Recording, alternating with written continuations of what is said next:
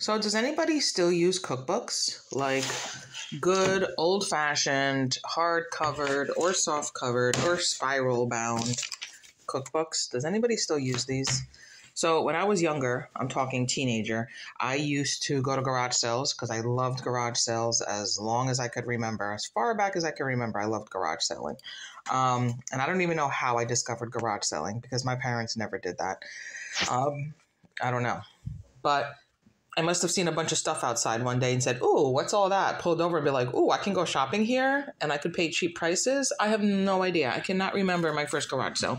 But one of the things that I used to get all the time was cookbooks because the plan was that when I bought my first house, I was going to have tons of cookbooks to make tons of food.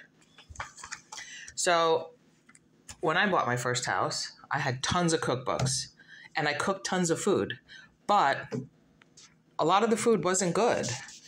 And something funny that I used to do, like for example, this cookbook, it's from the Pampered Chef. It's called Main Dishes. And all my cookbooks I picked up for a couple bucks, maybe 50 cents. I don't even know, but it was cheap. That's why I got so many. I would cook the recipe. I would go page by page by page, cook the recipe, and then I would write the date that I cooked it and whether we liked it or not, so that I knew whether to make it again or not. So this was spicy beef and broccoli stir fry. And apparently it was delicious because I wrote excellent and it was March 20th, 2005. So yeah, we're going back a long time. And on this one, it was Caribbean pork roast and I wrote gross. It was November 30th, 2006, and it says, made and did not like. And looking at this recipe, because that sounds good, Caribbean pork roast, why would that not be good? I know why, because I have since discovered that I do not like cumin. So that cumin is probably what killed this for me. And cinnamon. I'm not big on cinnamon on my meat.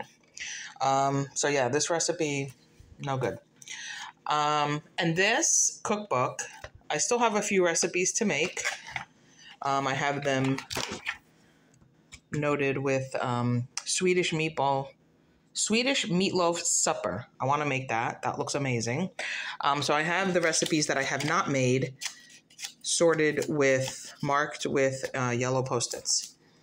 So this is one recipe book I am not done with. So what happens is I go through all the recipes. And if it's a book that I like, that has a lot of good recipes, then I keep it. Right now, I only have two cookbooks. I have the Pampered Chef Main Dishes, and I have, which is hilarious, the Sopranos Family Cookbook. I picked that up at a garage sale for $1. Sopranos Family Cookbook. There's two recipes in here that I have made over and over and over. And how can you tell? Because look at the book. It has more parsley, garlic, and olive oil on it than the dish itself had. Look at that. You know a good recipe when the pages are filthy because it's been cooked so much and you've splattered cooking on it. And there's two recipes in here that look like that. The shrimp scampi, which is something that I've made 1,000,000 times. And the linguine, it's basically garlic oil linguine. And again, the page is full of parsley, olive oil, and garlic. And these two recipes are so good. I used to make the scampi and this, and then combine it to make an awesome pasta dish.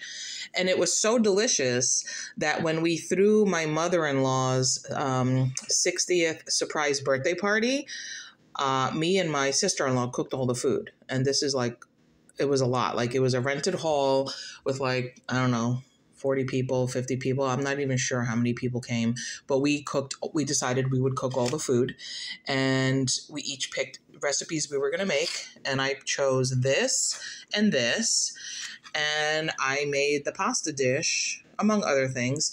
But I can remember the disaster that my kitchen was because I had to make batches and batches and batches and batches and then combine it all together because I didn't have pots big enough to do like commercial cooking. But yeah, fun times. A lot of work, but good memories.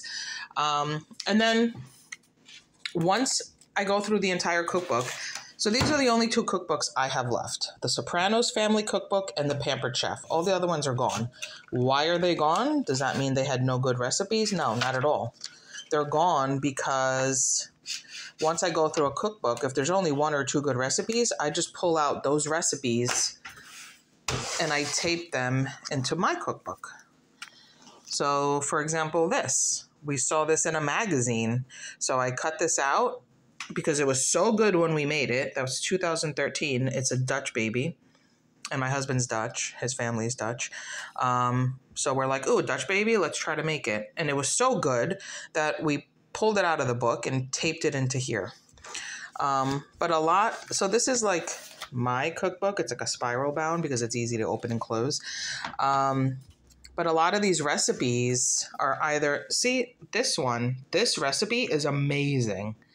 This is a slow cooker short rib. And I got this recipe from somebody that I used to work with. We're going back 20 years. And her husband loved to cook. She didn't cook. And she's like, my husband made something so delicious last night. And I was like, really? What is it? And she gave me this. She photocopied it she brought it to work, photocopied it, and she put her little notes on top of what her husband did. Like he added a chopped onion. He added a kiwi to the marinade to tenderize the meat more. And it says reduce sugar. She reduced the sugar.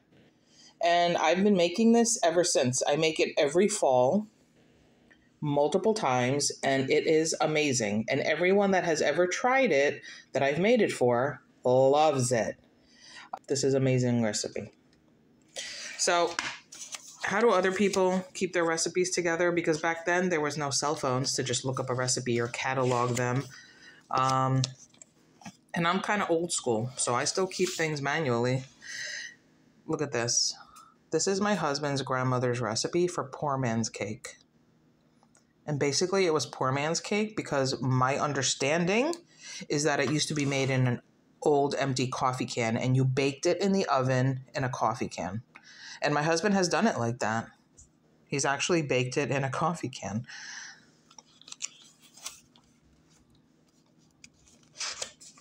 So a lot of these recipes, I don't even know how long these have been in here. Anyway, just wondering how other people manage their recipes.